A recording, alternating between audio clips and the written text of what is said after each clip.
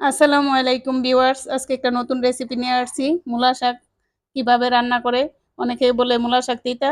আমি রান্না করে দেখাবো পোলাও চাউল দিয়ে। আমি মূলার শাকগুলা বেছে ধুয়ে নিয়েছি।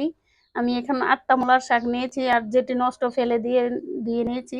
এখন আমি এটি পোলার চাউল দিয়ে রান্না করে দেখাবো কিভাবে রান্না করে। অনেকে বলে যে মূলার শাক নাকি তিতা লাগে। আমি এভাবে রান্না করলে একদম তিতা লাগবে না, খেতে একদম ভালো লাগবে।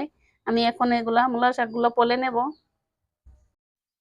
দেখুন আমি কুচি করে কেটে নিয়েছি এবং পানি দিয়ে বসিয়ে দিব এখন চুলায় এবং সিদ্ধ হওয়া পর্যন্ত অপেক্ষা করব। এখন চুলায় আসলাম, এখন একটা কড়াই বসিয়ে নিলাম, পরিমাণ মতো তেল দিয়ে দিচ্ছি।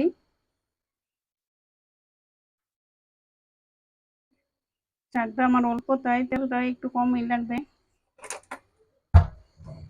আমি 3টা বড় রসুনের কোয়া নিয়েছি, এটা দিয়ে দিচ্ছি, কুচি করে নিয়েছি।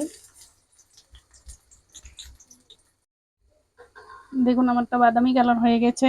এখন আমি পোলার চাউলগুলো দিয়ে দিচ্ছি।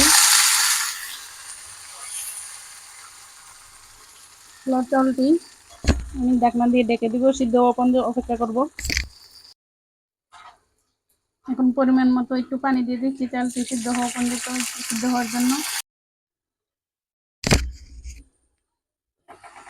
দেখুন আমার চাউলগুলো সিদ্ধ হয়ে গেছে। এখন আমি শাক দিয়ে দিব,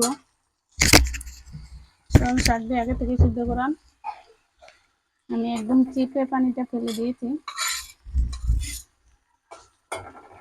আমি এখন এটা ভালো করে ভেজে নেব। এই পর্যায়ে স্বাদ মতো লবণ দিয়ে দিচ্ছি, একটু নাড়াচাড়া করে মিশিয়ে নিব, ভালো করে মিশিয়ে নিতে হবে। আর একটু ভেজে নেব, শাকটা আর একটু ভাজা ভাজা হবে। আমার শাকটা হয়ে গেছে, আমি 2টা কাঁচামরিচ দিয়ে দিচ্ছি। এখন শাকটা নামিয়ে নিব। দেখুন আমার শাকটা নামিয়ে নিয়ে আসছি, কত সুন্দর হয়েছে মাশাআল্লাহ। এই শাকটা আমি যেভাবে রেসিপিটা দেখিয়েছি এভাবে অবশ্যই করবেন, আর একটু বেশি হলে সবকিছু বেশি বেশি দিবেন। আর যে ভাত খাইতে রুচি নাই সেও এটা দিয়ে, শাকটা দিয়ে রুচি হবে ভাত খাইতে, এবং বারবার বলবে যে আমার এই শাক রান্না করে দিন। এখন মূলার সিজন, আপনারা একবার ট্রাই করে দেখুন। আর আমার নতুন নতুন রেসিপি পেতে আমার চ্যানেলটাকে সাবস্ক্রাইব করে নেবেন। ভালো থাকবেন, আল্লাহ হাফেজ।